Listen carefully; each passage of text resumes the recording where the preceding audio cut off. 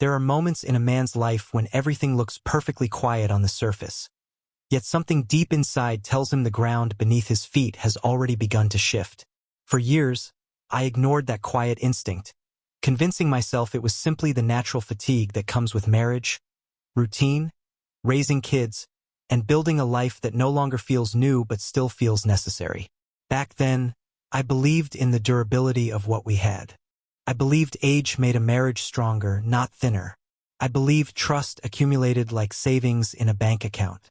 I believed the things we built together were enough to hold us. I was wrong, of course, but I didn't know that yet.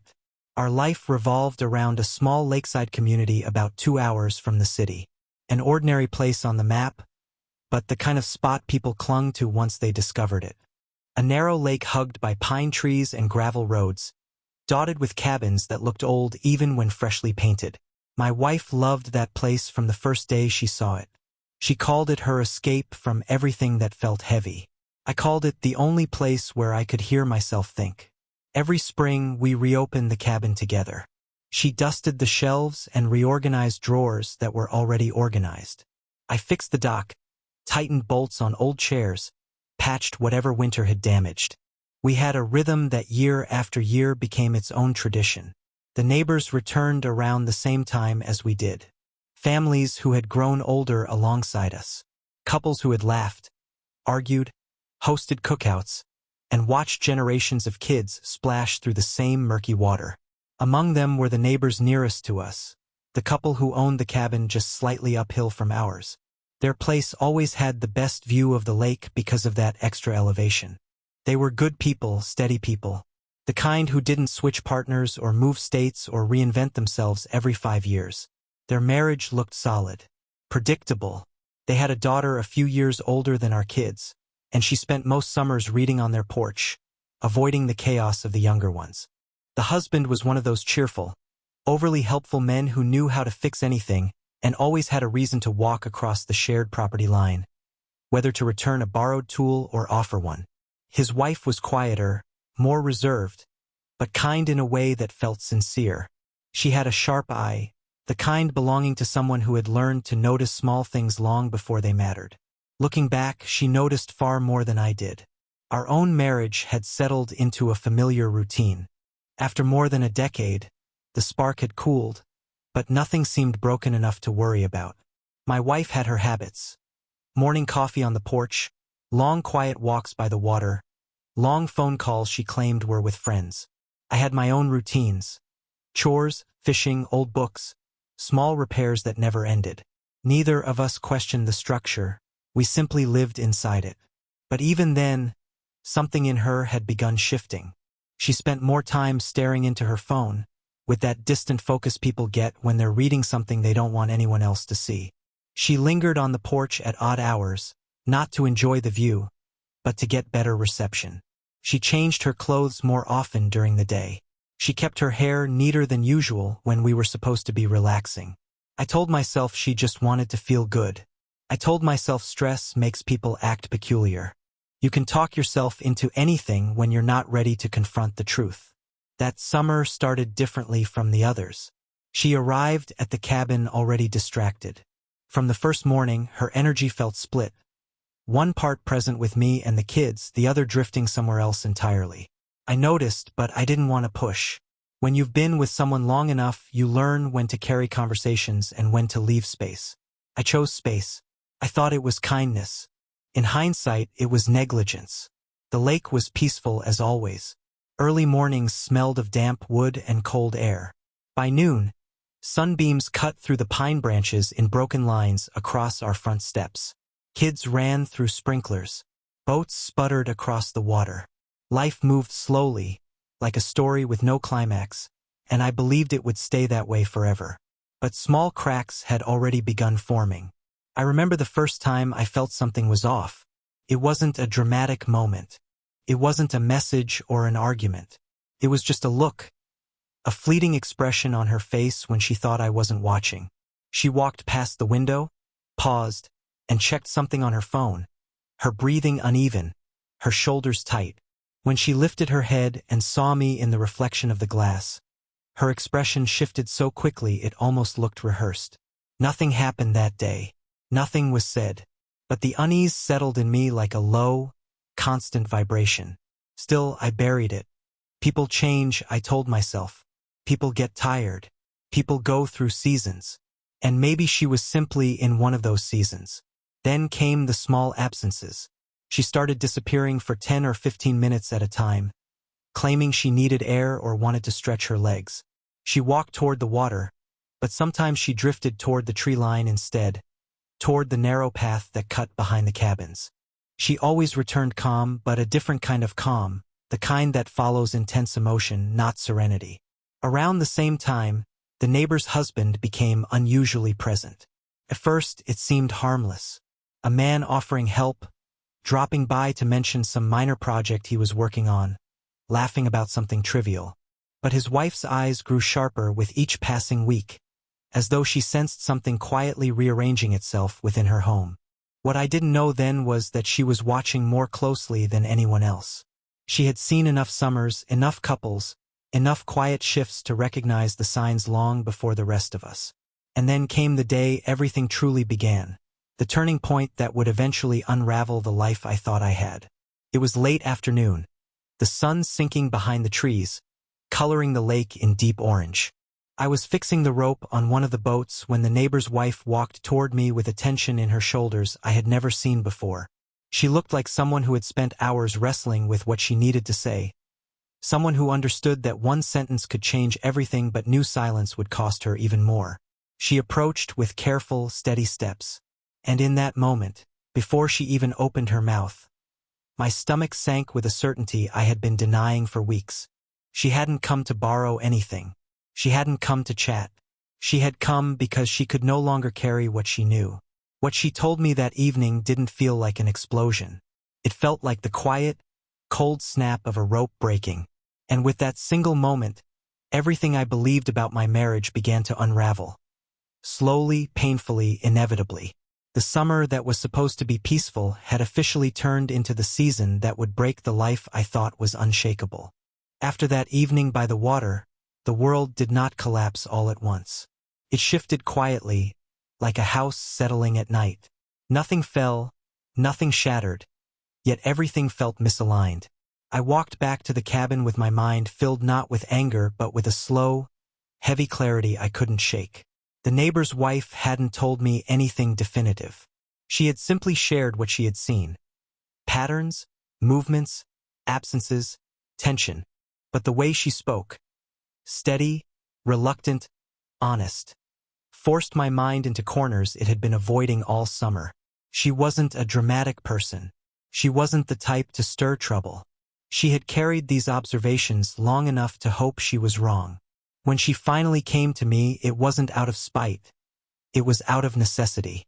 That truth alone made her words impossible to dismiss. From that day forward, life at the lake continued as if nothing had changed. Boats gliding across the water, grills smoking at dusk, children racing along the shoreline. But the rhythm beneath the surface had shifted entirely. My wife moved through the cabin with the same routines as before, yet every motion carried a new undertone I couldn't unsee. She grew more protective of her phone, keeping it within reach the way people hold onto valuables they fear losing. She left the cabin for short walks more frequently, sometimes returning with an expression that looked like someone rearranging emotions in their head before stepping back into the world. The neighbor's husband also moved differently now. He lingered near the edge of his property line more often, glancing toward our cabin with the uneasy restlessness of someone who feared being caught in his own reflection. He made casual excuses to step outside, only to stand there scanning the woods or checking his watch. His behavior was not bold.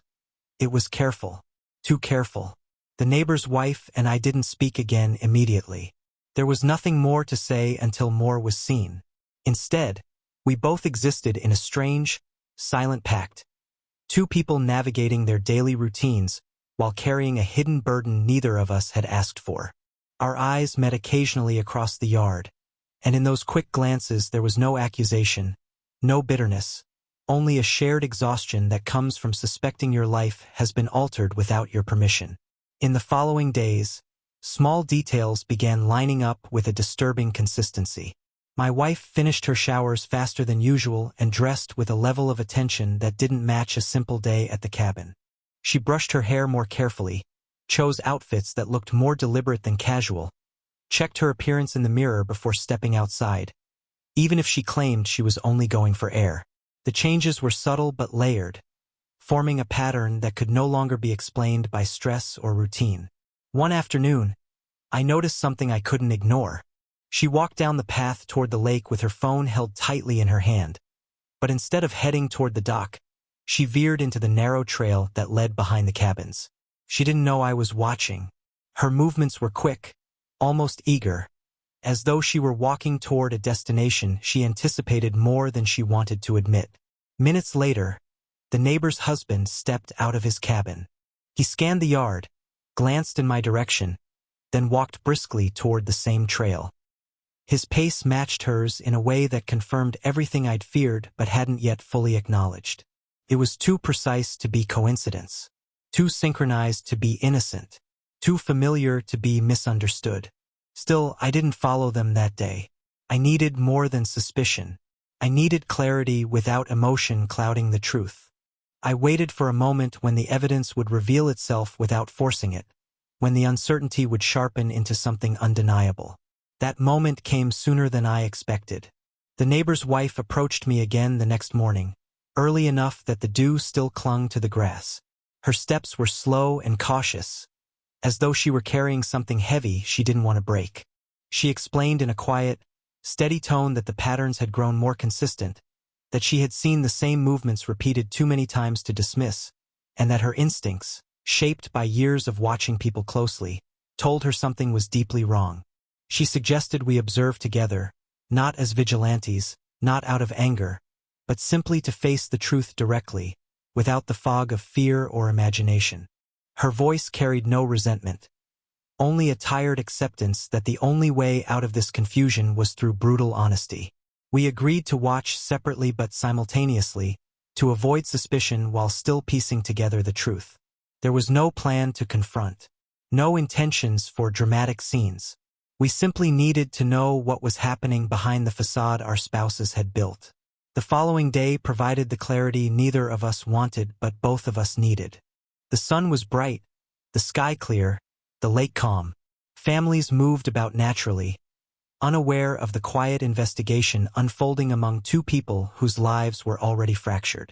My wife left the cabin with deliberate steps, walking toward the same trail she had chosen before. I waited a few minutes before heading in my own direction, careful to keep enough distance not to be seen. The neighbor's wife walked along the opposite side of the property. Near the line of tall trees, her movements subtle, her eyes observing. Then we saw it. My wife stood in the clearing between the cabins, her posture tense yet expectant. Moments later, the neighbor's husband emerged from the opposite path. The distance between them closed with a familiarity that erased every doubt. They moved with the ease of two people who had met there many times before. Their gestures were low, controlled, careful, the gestures of people trying not to attract attention. They stood closer than two married people standing in the same forest should ever stand. There was no need for words, no need for confrontation. The truth was in their alignment, in the way they carried themselves, in the invisible line between them that told the entire story without sound. I felt neither rage nor shock, only an overwhelming, almost numbing clarity. The neighbor's wife beside me seemed to experience the same quiet devastation. We didn't step out from the trees. We didn't announce ourselves. We didn't interrupt. We simply watched the truth unfold exactly as she had feared and as I had resisted. The moment lasted only a few seconds, but it pierced through months of denial. We returned to our separate cabins in silence, each carrying a truth that no longer needed confirmation. The world around us felt heavier, quieter, far too small for the weight of betrayal it now held. That night, I lay awake listening to the soft hum of the cabin walls and realized there was no version of the future where things returned to the way they were. The foundation had cracked too deeply. The trust had dissolved too completely. And the marriage I thought we had was already something from the past. Part of me broke that night, but another part hardened. The part that understood that once the truth is seen, a man cannot unsee it. What came next would change all four of our lives forever. And the unraveling was only beginning. The days following that moment in the clearing carried a peculiar kind of silence. Not the peaceful quiet of the lake, but a charged stillness, like the heaviness before a storm breaks. It settled into our cabins and worked its way into every routine, every shared space, every small interaction that should have felt ordinary but instead felt brittle. The truth was out, even if it had not yet been spoken aloud inside either home. And once truth settles, it never leaves quietly. I remember waking early the next morning, long before the sun rose, and sitting alone in the kitchen with a cup of coffee that turned cold long before I touched it. My thoughts moved like slow currents, circling the same realization again and again. The life I thought I had was already over. The marriage I believed could be repaired was not injured. It had died months earlier, replaced by a version of my wife I no longer recognized. She moved through that day as if nothing had happened, her steps practiced, her voice too gentle, her presence too careful. She avoided looking at me for long, which told me more than any confession could. She sensed a shift she couldn't explain. Perhaps she felt it in the way I didn't ask where she'd been or what she planned to do that afternoon. Perhaps she felt it in the stillness of the house, in the air that no longer bent to accommodate her explanations. Even without words, she understood something had changed. Across the yard, the neighbor's household carried the same tension in a different form. The neighbor's husband acted with an unfamiliar jitteriness, checking the windows, stepping outside only to retreat again. The weight of discovery had pressed down on him in a way he hadn't anticipated. He wasn't a man built for consequence.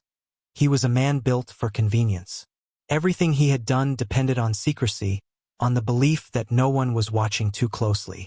But now someone had watched. Someone had seen. And it wasn't just his wife, it was me. His wife, on the other hand, seemed to walk with a new, quiet strength. Pain sharpens people in different ways. For her, it transformed into a calm resolve. She didn't argue with her husband. She didn't plead for explanations. She didn't demand anything beyond honesty, and the absence of honesty spoke for itself. She carried her grief the way some people carry heirlooms. Carefully, respectfully, with the understanding that it shaped who she had become but didn't have to dictate who she would be next. My own clarity arrived fully the next evening, when my wife slipped outside once again under the pretense of getting fresh air. But she didn't head toward the dock where the breeze was strongest. She walked toward the same path as before, the one hidden between the tall pines, the one where everything had become unmistakably clear. I didn't follow her this time. I didn't need to. The truth no longer required witnesses. It had already been carved into my understanding. Instead, I sat on the porch for a long time, listening to the wind in the branches, the distant hum of insects, the muted sound of water moving against the shore. The lake, which once held so much peace, now reflected the weight of everything that had fractured. Years of trust, of shared memories, of private conversations, of decisions made side by side. All of it felt strangely distant, as though it belonged to people who no longer existed. When she returned, she moved quietly, stepping through the cabin as though afraid to disturb something fragile. The guilt in her posture was obvious. The slight tremble in her hands, the shallow breaths, the way she kept glancing toward me as if trying to read a verdict that hadn't yet been spoken. It all told the same story. She knew she had crossed a line that couldn't be erased. And she knew I knew it. But I still waited. Not out of denial, not out of hope, but out of necessity. Ending a marriage requires more than hurt. It requires precision, especially when children are involved. I needed my decisions to be grounded, not emotional. I needed to move carefully, not impulsively. I needed to build a path forward that protected my children, not just my pride. In the days that followed, the neighbor's wife and I spoke briefly and privately, behind the cabins where no one could overhear. We didn't compare wounds or trade stories. We didn't need to. The betrayal we experienced had automatically aligned us in a way nothing else could. She shared that she had confronted her husband, that his explanations had been thin, inconsistent, and incomplete. He apologized in the vague way people apologize when they regret being caught more than they regret what they did. She listened without interrupting, not because she believed him, but because she wanted to see if any truth remained in him at all. There wasn't. We agreed on only one thing. Neither of us wanted a dramatic confrontation between all four people involved. No scenes, no shouting, no humiliation. Both of us valued dignity more than spectacle. We simply needed to step into the next chapter with clarity, not chaos. The unraveling of the marriage began quietly, in the form of distance so deep it was impossible to bridge. Meals were eaten in silence. Evenings passed without shared conversation. Nights became separate worlds. With every hour that went by, the truth filled the spaces between us until there was no space left for anything else. The breaking point arrived not through an argument but through a moment of stillness. My wife sat across from me at the kitchen table one night. Her posture closed in on itself, her eyes red from hours of thinking or crying or both. She didn't confess. She didn't explain. But the look on her face held the weight of someone who understood she had run out of places to hide. She realized the version of herself she had been protecting, the woman who could balance two lives without consequence, had ceased to exist. All that remained was someone standing in the ruins of her own choices. I didn't ask for details. I didn't need them. The truth was already bigger than any explanation could hold. In the days that followed, conversations shifted from unspoken tension to practical decisions. Where we would go from here, what we would tell the children, how we would divide responsibilities. Our discussions were calm but final, shaped not by emotion but by the understanding that our marriage was already over, emotionally and spiritually, even if not yet legally. She agreed to leave the cabin early that season. Her presence had become a shadow that weighed on everyone. The neighbors felt it. The children sensed it. The lake itself seemed quieter when she stepped into her car and drove away, leaving behind a life she had already abandoned long before any of us acknowledged it. The neighbor's husband left shortly after, though not with her. Whatever bond they thought they had built collapsed under the weight of reality. They hadn't been in love. They had been in hiding. And hiding has a short lifespan once truth comes to light. For the rest of the summer, the neighbor's wife and I remained at the lake with our children, two families healing separately yet parallel to each other. We helped each other through the silence, through the administrative weight of unraveling homes, through the long evenings when everyone else had gone to sleep and the only sound left was the water brushing against the shore. Nothing about that time was easy, but it was honest. And honesty after betrayal is a form of oxygen. By the time autumn arrived, the decisions were made. My wife and I would divorce. The neighbor's marriage would dissolve. The cabins that once held two intact families had become the birthplace of two endings that no one planned, and the quiet beginning of something none of us expected. That season, the lake didn't feel like the place where everything broke. It felt like the place where everything finally revealed itself. What came next would reshape the rest of our lives. And for the first time in months I felt steady. Not because the pain was gone, but because the truth had finally stopped running. When autumn finally came and the lake emptied out, what remained wasn't destruction. It was the quiet beginning of consequence. The kind that doesn't roar or burn, but settles slowly into every corner of your life until you recognize that nothing will ever return to the shape it once held. The truth had already been spoken without words, and now everything else had to follow. Back in the city, the routines of ordinary life resumed their pace, but inside the walls of our home, there was a distance so vast it felt like living on opposite sides of an ocean. My wife moved through rooms cautiously, as if afraid to disturb the fragile arrangement we had fallen into. She carried a heaviness I couldn't help her with anymore, the weight of choices made in secrecy and revealed in silence. Guilt changed her posture, her voice, her presence. She avoided long conversations, avoided planning, avoided vulnerability. Each day, she seemed to shrink further from the life she had once claimed she wanted. The children sensed the shift long before we spoke to them about the separation. They felt the absence of connection, the tension in the air, the quiet that fell over dinner tables where laughter used to live. Kids understand more than people give them credit for. They register tone, energy, silence. and ours was a home filled with too much silence to ignore. When we finally shared the news, I watched my daughter curl inward in confusion and my son sit very still, processing more than his age should have required him to. My wife tried to explain in ways that avoided the real story, but her words landed hollow. Children know when someone is speaking around the truth.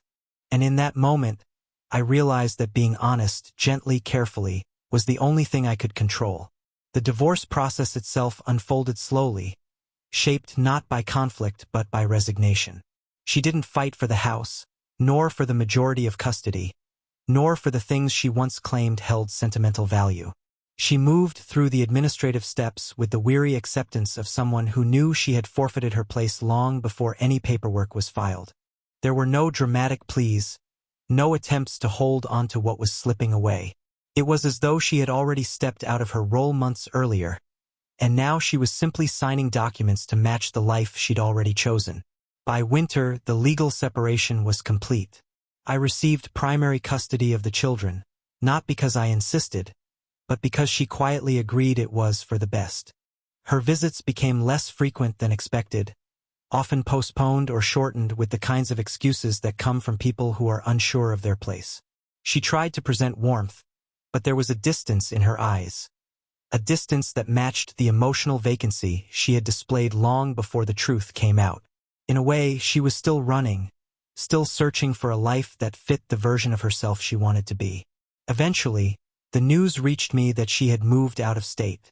A new job, a new apartment, a new attempt at a fresh beginning. What surprised me, though by then very little could surprise me, was that she left alone. The neighbor's husband, once the center of her secret world, had returned to his life without her.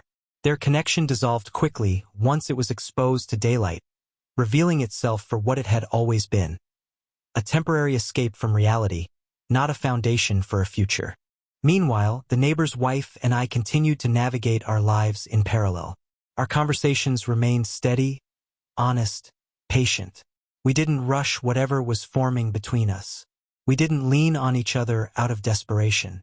Instead, we simply existed in the same emotional landscape. Two people learning how to reassemble their lives while raising children who deserved stability and warmth. She carried her pain with remarkable composure, rebuilding her identity piece by piece, finding purpose in routine and strength in small victories. Our families blended naturally, without force, without awkwardness. The children found comfort in friendship that grew into something more like family. Evenings with all of them together felt easier than anything I had experienced in years. There was a calmness in her presence, not the fragile silence of avoidance, but the grounded quiet of someone who had learned to endure storms without losing her sense of self. Over time, something gentle and unmistakably real began to grow between us. It didn't happen in one moment. It happened in a series of small ones. Shared responsibilities, shared humor, shared exhaustion, shared relief. Moments when our eyes met for a second too long. Moments when the comfort of her companionship felt like a warm light instead of a temporary refuge. Moments when the grief that once defined us softened into something else entirely. What we found together was not born from betrayal, but from survival, from understanding, from the recognition that two people who had been wounded in similar ways could build something healthier than either of them had known before. A year after both marriages ended, we stood together in a small ceremony surrounded by our children, hers and mine, who by then had become inseparable. There was no grand entrance, no extravagant decorations, no elaborate speeches. Just a simple gathering of the people who mattered, in a space filled with the quiet peace we had both spent years searching for. Standing beside her, I didn't feel the euphoric rush of young love. I felt something better: steadiness, clarity, gratitude, the deep understanding that real love is not a firework but a foundation. Something earned, not stumbled into. Something strengthened by honesty, not weakened by secrets. My ex-wife never returned to our town. Occasionally, she sent messages that carried the tone of someone attempting to repair a connection she had abandoned long ago. But even those became infrequent. The emotional tether that once held us together had long since dissolved. She had become a distant chapter, one that shaped me, but no longer defined me. Looking back on that summer at the lake, the clearing in the woods, the silence in the cabins, the unraveling of two marriages, I no longer see it as the season everything fell apart. I see it as the moment the truth finally stopped hiding. Sometimes life has to break before it can rebuild. Sometimes the collapse is the doorway to a future you never imagined. And now, years later, with a home filled with laughter, stability, and genuine love, I understand something that I couldn't see back then. The betrayal didn't ruin my life. It cleared the path for the life I was meant to build. What remains now isn't bitterness or regret. What remains is peace. What remains is family, the one that stayed and the one that grew. What remains is the knowledge that some endings are not tragedies. They are turning points. And sometimes the greatest freedom a man ever finds is on the other side of the truth he never wanted to see.